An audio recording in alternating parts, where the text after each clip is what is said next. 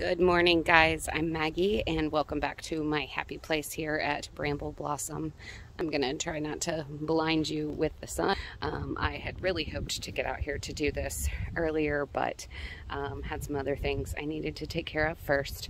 I wanted to talk to you guys a little bit about a couple of things today.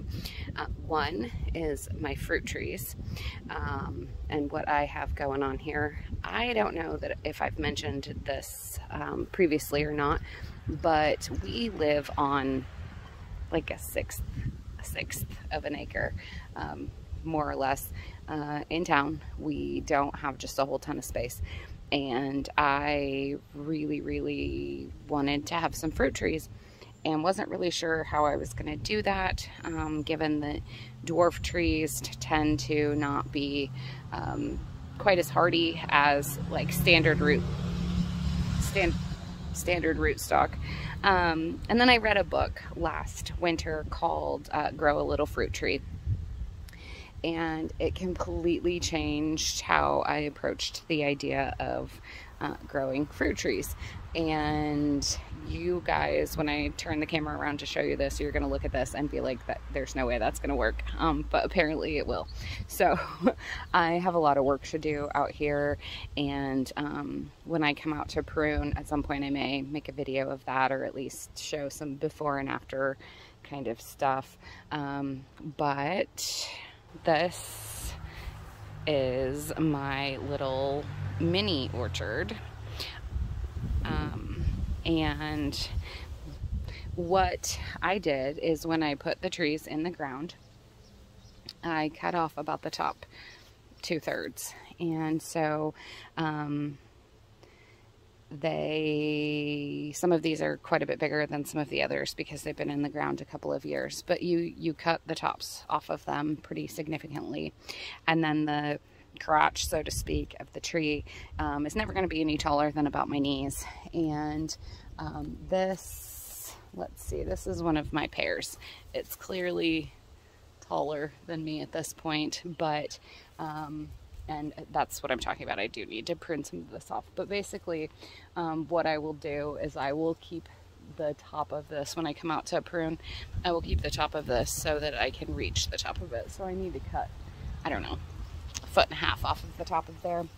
And the idea will be that, the idea will be that I will cut out a lot of this stuff that's growing up the middle to kind of create a vase type shape with the tree.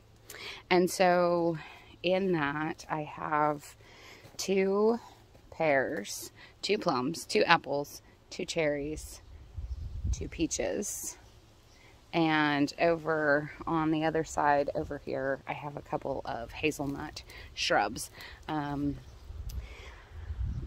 I need to do a little bit more research to see if I could do a similar type thing with nut trees, but hazelnuts grow on shrubs, and it only takes 2 to 3 years before you start getting production from hazelnut shrubs. So I learned that and decided that would be a good thing to put in this little mini orchard. So most of these guys are probably as tall as me, maybe a little bit taller at this point, except for the one cherry tree and the one pear tree. So yeah, that's kind of what's going on over here. And then I had a couple of thoughts while I was pruning my tomatoes and tying them up yesterday.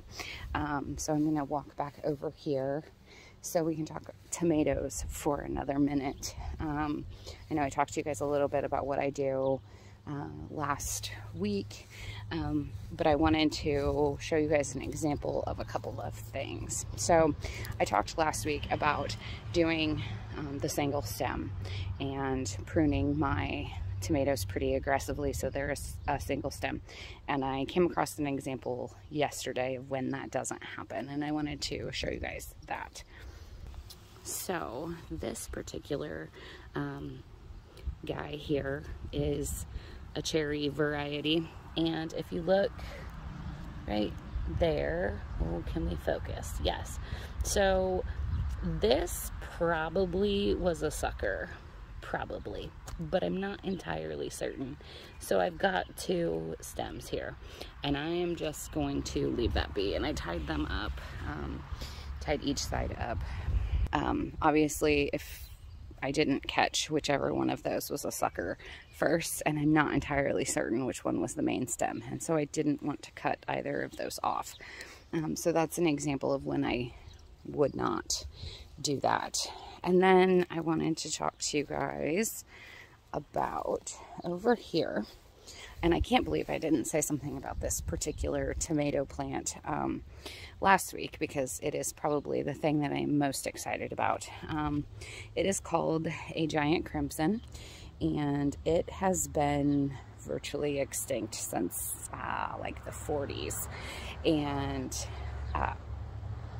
Luke from MI Gardener found or purchased some seeds that were preserved in a shadow box and attempted to sprout them, and he was able to get a couple of plants going. And for the last like 4 or 5 years, he's been working on saving those seeds, and he made them available in December for purchase, like the day after my birthday. So happy birthday to me. I got some of those seeds. But I'm going to show you something that's going on with this plant, and what I normally would do and what I'm doing this time. So we have down here a little baby tomato, and oh, come on, focus. This looks like it most likely had a fused or fasciated blossom. When your tomatoes look like this, it's called cat facing. And normally if I see a fused or a fasciated blossom, I pull it off of the plant, because the tomatoes don't always ripen. The parts of it from the different blossoms that have fused don't always ripen at the same time. And so you've got one side that's super hard and one side that's starting to rot. And so normally I pluck those blossoms off, because they're sometimes only a portion of the tomato is usable, and I would rather the plant focus on making lots of tomatoes that are very much usable. So I usually pluck those off, but given that I don't know how this is going to produce this year, since I've never grown it before because it hasn't been grown in a long time, I did not pluck that off, because I want to have at least a tomato that I can pull seeds from, so that I will have lots of seeds in the future.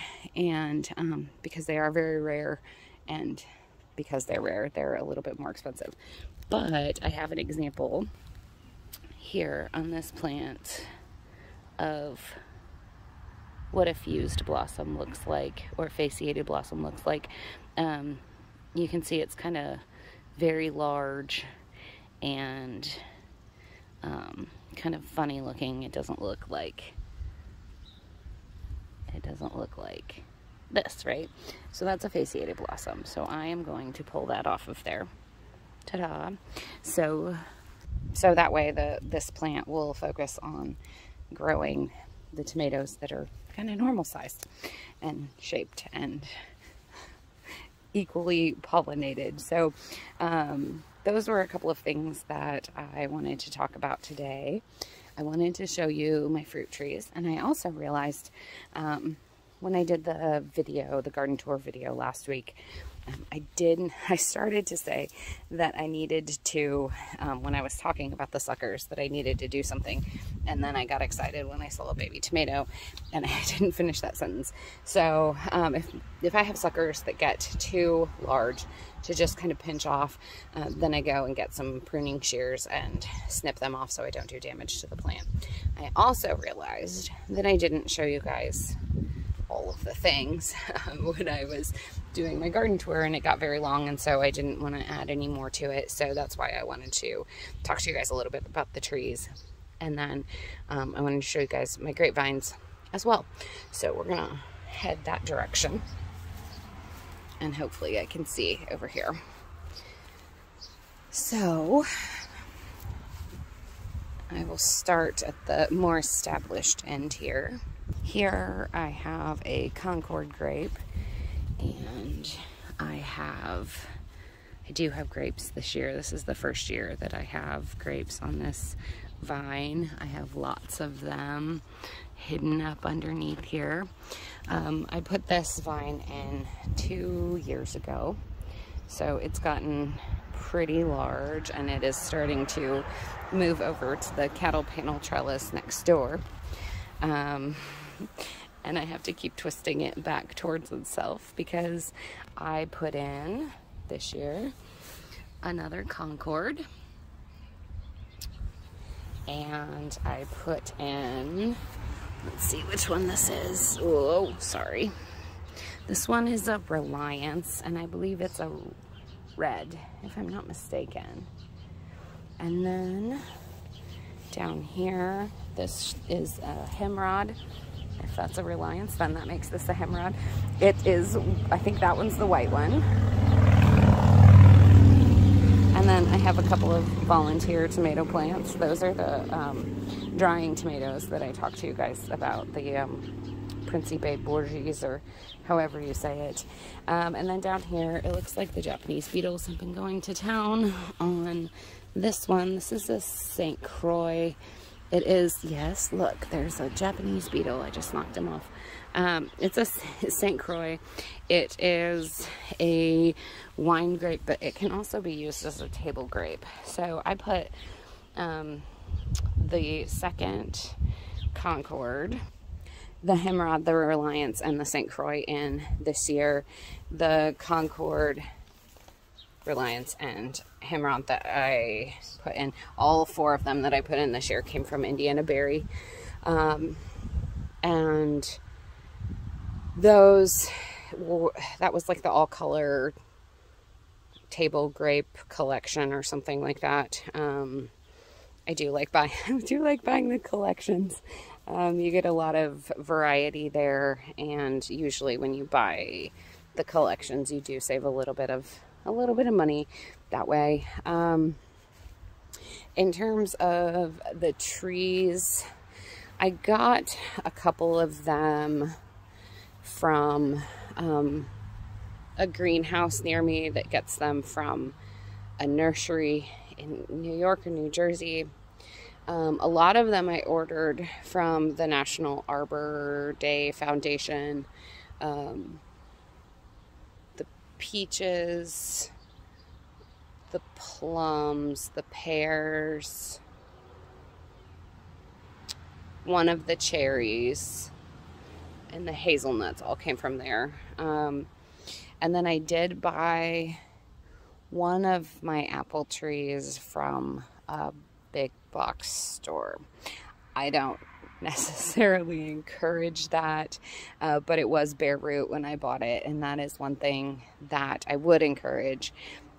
It's certainly very tempting when you see at big box stores the fruit trees that are in pots, and you already see little baby fruits on them, but the reality of the situation is a lot of times those have a higher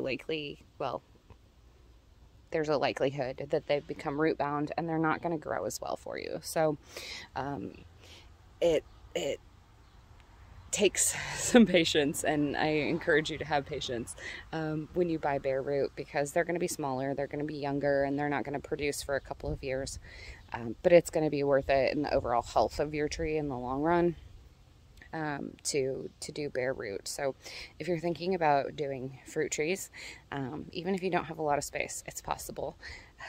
Get some bare roots, bare root trees, and usually those will ship. If you order them, they'll ship when it's appropriate for you to be putting them in the ground, early spring, and sometimes you can do fall plantings, just kind of depending on where you're at and what you're planting. One other thing that I wanted to mention as far as that goes is I think we are probably going to be putting up a fence, like a wire fence actually.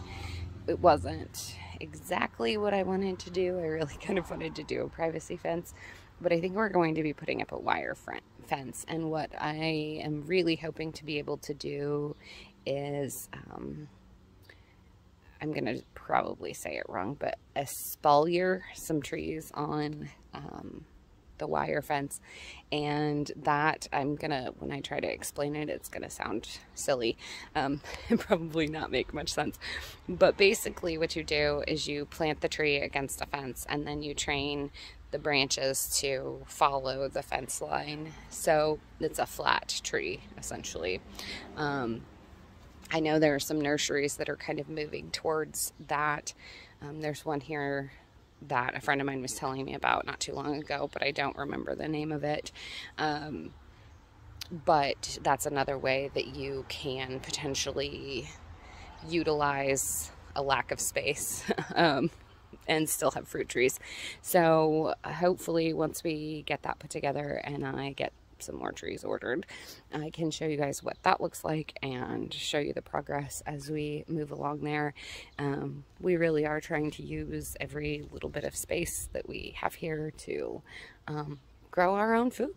So if you guys have any questions about any of that, let me know in the comments and I will try to answer them. Definitely, if you don't have a lot of space but want to grow fruit trees, I recommend checking out that book, Grow a Little Fruit Tree. And honestly, I don't remember. It's a woman wrote it. I can tell you that. I don't remember her name. But I can maybe put that in the description below. I can look that up and put that in the description below. But definitely recommend reading that book if you don't have a whole lot of space and want to grow fruit trees, a variety of fruit trees. But yeah, thank you for joining me here at my happy place at Bramble Blossom. I will see you guys next time.